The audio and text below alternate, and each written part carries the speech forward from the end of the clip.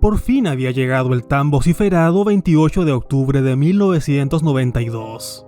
20.000 fundamentalistas en Corea del Sur, Los Ángeles y Nueva York esperaban el segundo regreso de Jesús, pero esto no pasó. En diciembre de 1992, su líder religioso, el pastor Lee Jang-rim, fue detenido por haber estafado a sus feligreses con $4.4 millones. ¿Pero qué pensaba hacer el pastor Rim con ese dinero si el mundo iba a finalizar?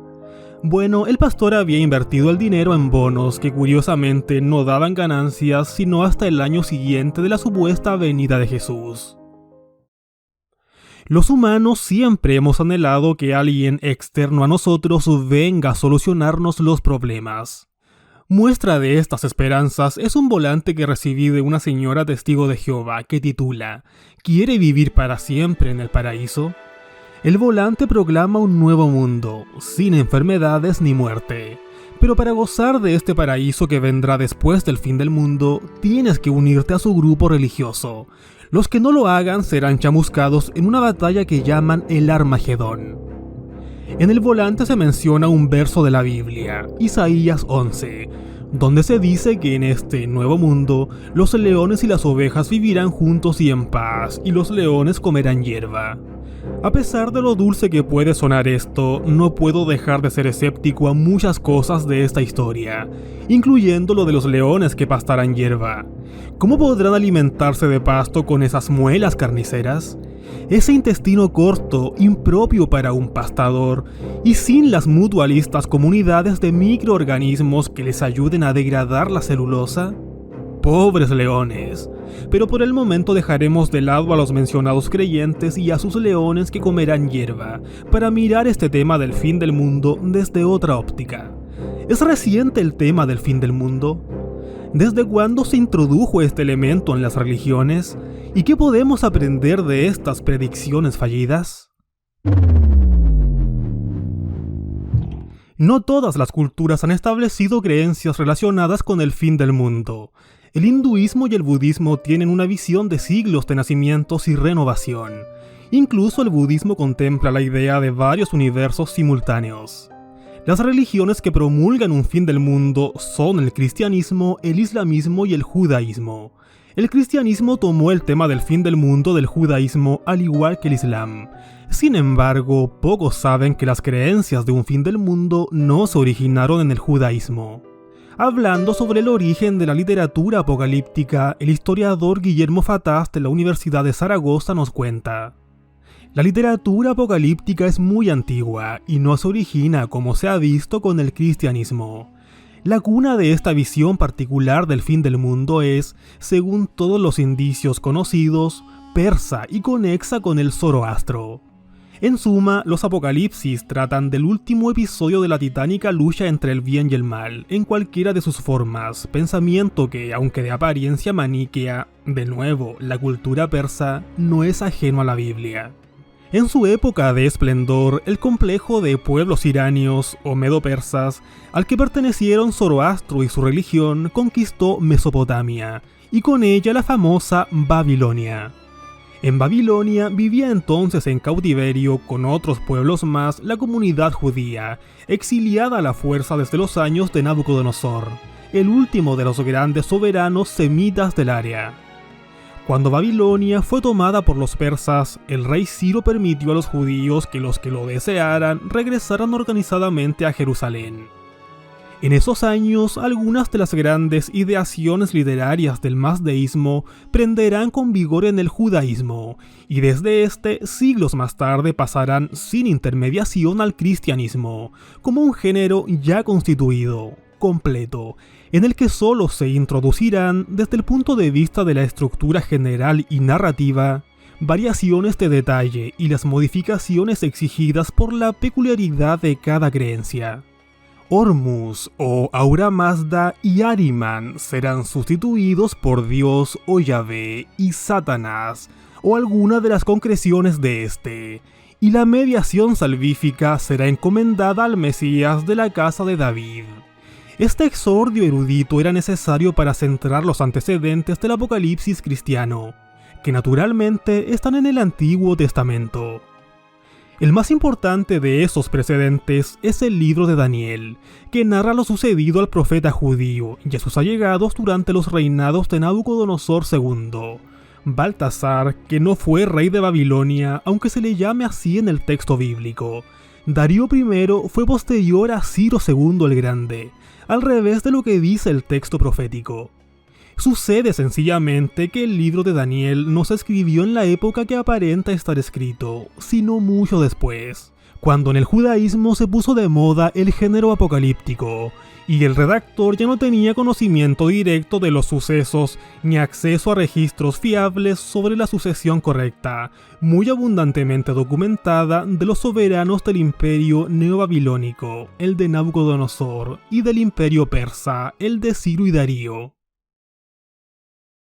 Así pues, podemos ver que no son nuevas las doctrinas sobre el fin del mundo. Un recorrido por la historia nos muestra que en diferentes momentos han aparecido predicadores y profetas vaticinando el fin del mundo y escribiendo profecías por montones. De hecho, el libro del Apocalipsis atribuido a San Juan es tan solo uno entre tantos que se escribieron en la época. Había otros textos apocalípticos circulando en las comunidades cristianas primitivas. Estos libros eran el Apocalipsis de Baruch, el cuarto de Esdras, el Paralipómenos de Jeremías, el Apocalipsis de Abraham, el testimonio de los 12 patriarcas, etc. Al igual que existían muchos más evangelios aparte de los 4 que quedaron oficialmente en la Biblia. ¿Cómo se hizo para seleccionarlos? No fue por la coherencia entre los libros seleccionados, porque existen contradicciones aún entre los libros que actualmente forman la Biblia. La selección del libro apocalíptico para el Nuevo Testamento no se debió a una voz clara del cielo que lo ordenara. En realidad fue bajo la orden del emperador romano Constantino que Eusebio de Cesarea creó la compilación de textos para la Iglesia Católica. Luego, San Jerónimo haría una escogencia de textos religiosos que conformarían el Nuevo Testamento, y bajo tutela de los padres de la Iglesia se determinó cuáles evangelios, de los muchos disponibles, eran o no, entre comillas, inspirados. La Biblia cristiana que conocemos hoy, con su Apocalipsis y el libro de Daniel, fue ensamblada por primera vez en el Concilio de Hipona en el año 393 de nuestra era.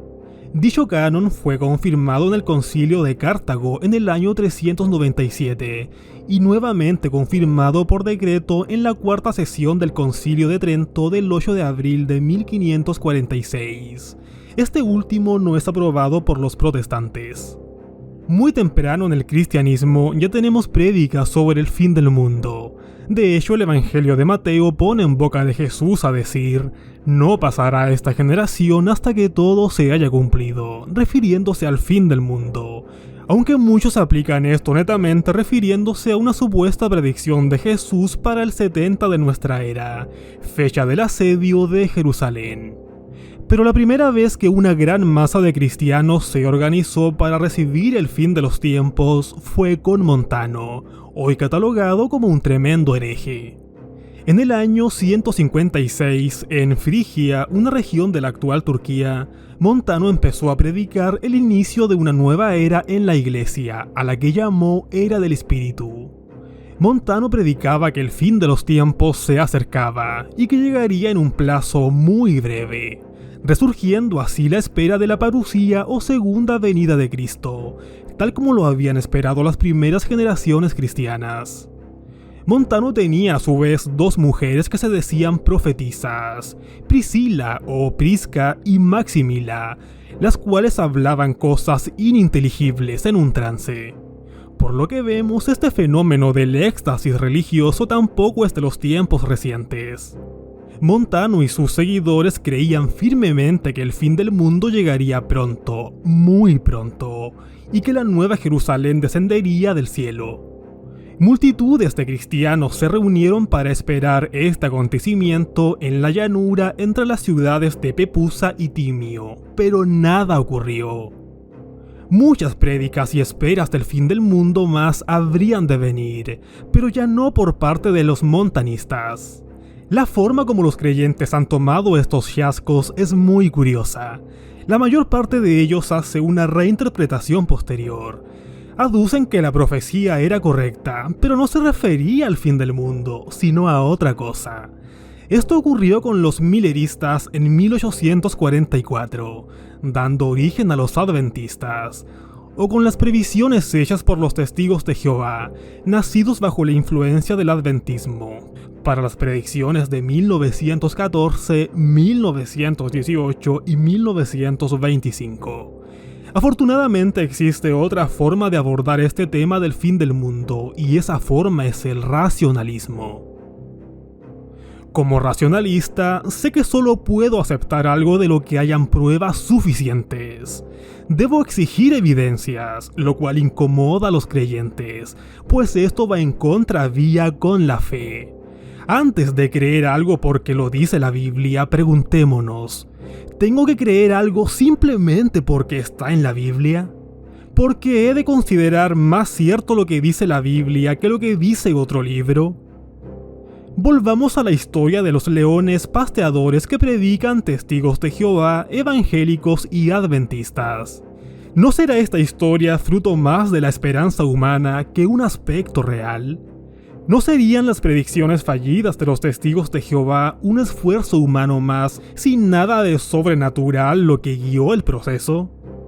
¿No serían las visiones de Príscila y Maximila en la época de los primeros cristianos fruto de alguna enfermedad cerebral, quizás epilepsia del lóbulo temporal?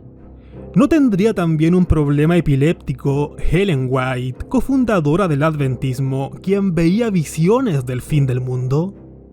¿No será lo del Armagedón de los testigos de Jehová un mito más como las historias de Zeus y Poseidón? ¿Son las palabras de los evangelios realmente lo que dijo Jesús? ¿O serían tergiversaciones, o peor aún, inventos, ya que los evangelios se escribieron muchos años después de su muerte? ¿Cómo saberlo? Como ya vimos, existían diferentes y contradictorios evangelios en los primeros días de la cristiandad. Sabemos que los libros que conformaban la Biblia fueron fruto de un concilio. ¿Y cómo sabemos que los miembros del concilio escogieron los libros correctos? ¿Qué tenían los miembros del concilio de especial para escoger los evangelios cuando ya habían pasado siglos después de los hechos que narraban? Las preguntas son incómodas para los creyentes, pero solo examinando las respuestas que nos den a la luz de las evidencias podremos acercarnos a lo cierto. Cuando recibí el volante de los testigos de Jehová, le pregunté a la amable señora, ¿cómo he de saber que esto sí será cierto y no va a ser igual que en 1925? ¿1900 qué?, respondió. El año de 1925 fue señalado por Joseph Rutherford, segundo presidente de los Testigos de Jehová, bueno, más bien tercer presidente de estos, como la fecha del inicio de este nuevo mundo que ilustran en sus volantes. En 1925, según él, tendrían que resucitar personajes bíblicos como Abraham, Isaac y Jacob, para disfrutar de los deleites de este nuevo mundo. ¿Pero dónde acomodar a tan famosos e importantes personajes? A fin de recibir a los patriarcas, Rutherford mandó a construir una lujosa mansión en San Diego, California, que llamó Beth Sarim, o Casa de los Príncipes.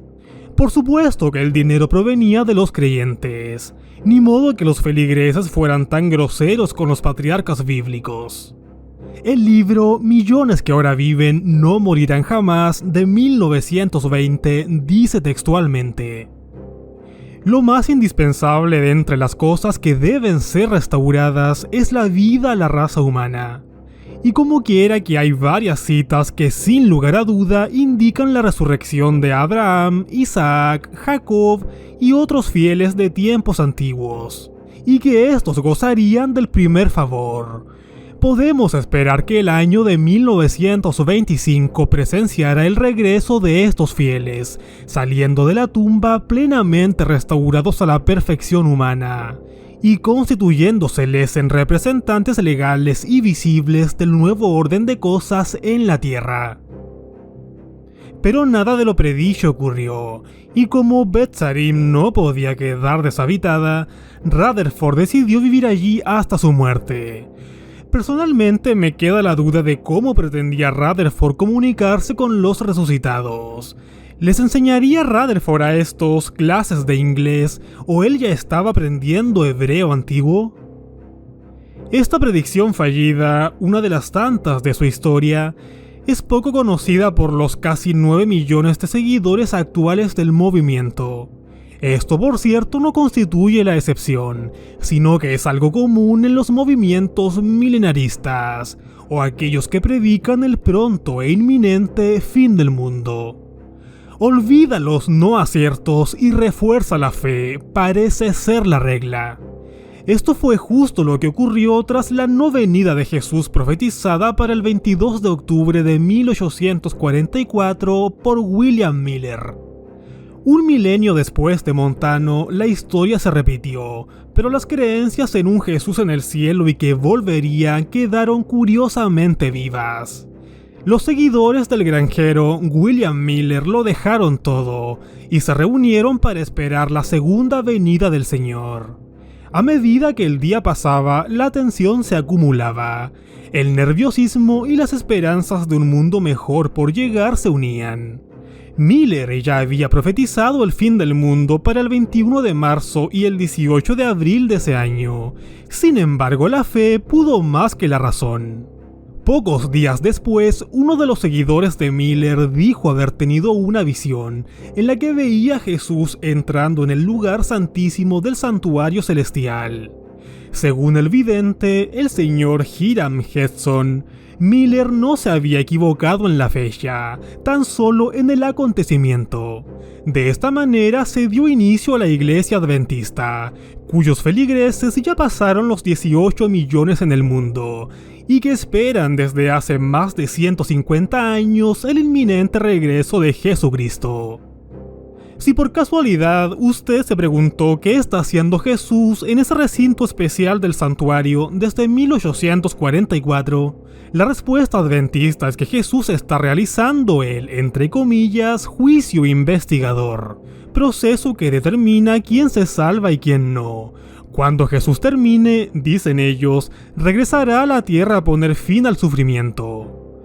La verdad, no puedo imaginarme a Jesús revisando los casos como si fuera un abogado humano. Por otro lado, me queda la pregunta, ¿por qué tiene que molestarse Jesús con esos trámites? ¿Acaso él no lo sabe todo? Y en esa demora de Jesús en resolver los casos, ¿tendrá problemas con los archivos? ¿O no será esto del juicio investigador una excusa nacida desde la fe para encubrir una profecía no cumplida? Sin embargo, el fallo más grande en cuanto a estas predicciones se encuentra en las narices de todos los fundamentalistas, en la mismísima Biblia. En Mateo 16:28 Jesús dijo: «De cierto os digo que hay algunos de los que están aquí que no gustarán la muerte hasta que hayan visto al Hijo del Hombre viniendo en su reino». Según el texto, el segundo regreso de Jesús se daría mientras vivieran algunos de los escuchas de ese sermón, cosa que no pasó. En otro texto, Jesús dijo en Mateo 24:30, «Entonces aparecerá la señal del Hijo del Hombre en el cielo». En el verso 34 aclara: «De cierto os digo que no pasará esta generación hasta que todo esto acontezca». No obstante, los creyentes buscan interpretaciones por fuera de contexto. Interpretan generación como una gran cantidad de tiempo. Dicen que Jesús se refería a la última generación. E incluso los testigos de Jehová han reinterpretado el texto a una generación traslapada. La solución racionalista es sencilla, pero enteramente fastidiosa para los fundamentalistas. Sencillamente Jesús nunca mencionó esas palabras, ya que los evangelios fueron escritos entre los años 70 y 120 después de Cristo. Para ese entonces ya había transcurrido suficiente tiempo para inventar o reinterpretar historias. Los primeros cristianos esperaban que Jesús regresara en su época, razón por la cual estas narraciones en las que el mismo Jesús prometía un pronto regreso les caía como anillo al dedo. Los historiadores tienen suficientes evidencias para afirmar que los cristianos del siglo I y II esperaban la segunda venida para su época. Esto lo corrobora el libro de Apocalipsis, en el que un Jesús aparecido en una visión dice: para mostrar a sus siervos las cosas que deben suceder pronto. He aquí, vengo pronto. ¿Acaso pronto quiere decir más de 2000 años después? En escalas cósmicas, 2000 años no es nada, pero bajo nuestro limitado entendimiento y percepción del tiempo humano, 2000 años es una cifra apoteósica. Ahora bien, ¿están destinados los escritos de la Biblia al cosmos o al humano? ¿Qué implicaciones tiene la proliferación de estas ideas? Para muchos no hay mayor problema, aparte del enriquecimiento de algunos líderes y la desilusión de algunos creyentes de vez en cuando. Pero la falta de pensamiento crítico ha mostrado ser peligrosa para la sociedad. Para 69 adultos y 17 menores de la secta de los Davidianos, el fin llegó el 19 de abril de 1993. El FBI acusó al grupo, que se encontraba encerrado en un rancho en Waco, Texas, en los Estados Unidos, de posesión de armas y abuso sexual de menores. Después de 51 días, el FBI entró al rancho, luego de un largo cerco en el que hubo intercambio de disparos y muertos de lado y lado. David Koresh, el líder de la secta, quien se autoproclamó la reencarnación del Mesías, también murió calcinado junto con sus seguidores, luego de la toma por el FBI. También es preocupante que algunos creyentes en el fin del mundo mezclen sus ideas con la política, trayendo fatales consecuencias. El historiador Guillermo Fataz al respecto afirma que estas creencias, que a unos parecerán respetables y a otros no, tienen una particular vocación de aplicación social e inmediata y no son neutras, ni asunto personal o íntimo, cuando sus defensores las aplican en la vida política, sin tener en cuenta los derechos básicos de la comunidad. Durante la presidencia de Ronald Reagan, este espíritu inquietante mostró su influencia en lugares insospechados de la administración estadounidense. En 1981, el secretario de Interior, James Watt, un pentecostal declarado, anunciaba incesantemente no estar preocupado en demasía por la explotación intensiva de los recursos naturales, en su creencia de que se ignoraba cuántas generaciones quedaban hasta el retorno del Señor, sugiriendo que no serían ya muchas. Por último, no dejo de asombrarme de la división maniquea que los creyentes del fin del mundo tienen. Ese exclusivismo religioso, en que solo los que son de su grupo son los buenos, y todo lo ajeno a ellos es malo. Esto conlleva al sectarismo y a la discriminación por motivos religiosos. El infierno y el paraíso me parecen desproporcionados. Los actos de los hombres no merecen tanto, decía Jorge Luis Borges, ilustrando claramente que el invento del Zoroastro, copiado posteriormente por los judeocristianos y los musulmanes, no es más que eso. No obstante, aun con todo lo dicho anteriormente, nunca se podrá convencer a un creyente de lo contrario, porque la fe religiosa no se basa en la razón, y esto es lo más peligroso que tienen las religiones. El rechazo del escepticismo en la religión es lo que hace que un religioso moderado de hoy pueda ser un sectario mañana. Pero a pesar que las religiones y sectas pervivan, es necesario ensalzar más que nunca el racionalismo. Pues cuando alguien opta por revisar sus creencias de manera racional, en lugar de aceptarlas por tradición o una supuesta revelación, está dando un paso adelante hacia una sociedad crítica y libre pensadora. Un fuerte abrazo, gracias por ver el video y cuestiónalo todo. Adiós.